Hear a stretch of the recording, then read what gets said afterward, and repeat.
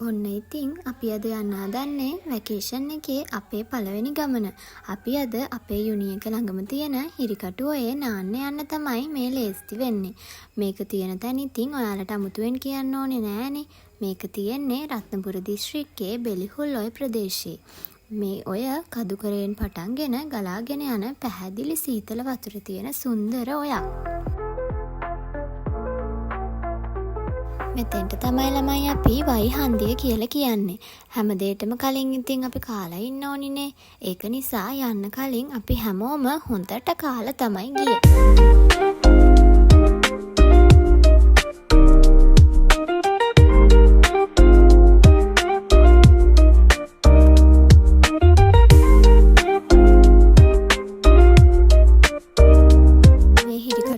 යන්න පාරවල් ගොඩාරියක් තියෙනවා. අපි මේ අද යන පාරට අමතරව තව ගොඩක් පැති තියෙනවා මෙතෙන්ට යන්න.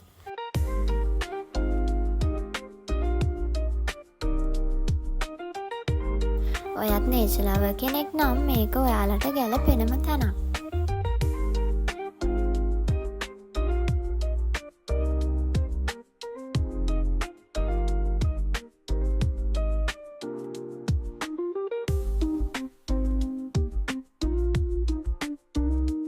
මේ හිරිකටුව ඔය වගා කටයුතු වල දෛනික ජල අවශ්‍යතාවලට ගොඩාක් වැදගත් වෙන ඔයක්. මේ පාරෙන් මෙතනට යද්දී අපිට ලස්සන වෙල්යායක් හම්බ වෙනවා.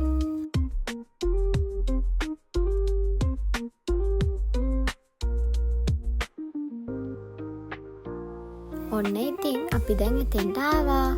විශේෂම දෙයක් තමයි වැසි කාලවලට මේ ඔයේ ජල මට්ටම ගොඩක් වේගයෙන් වැඩි වෙන නිසා මෙතෙන්ට යනවා නම් ගොඩාක් සැලකිලිමත් වෙන්න ඕනේ.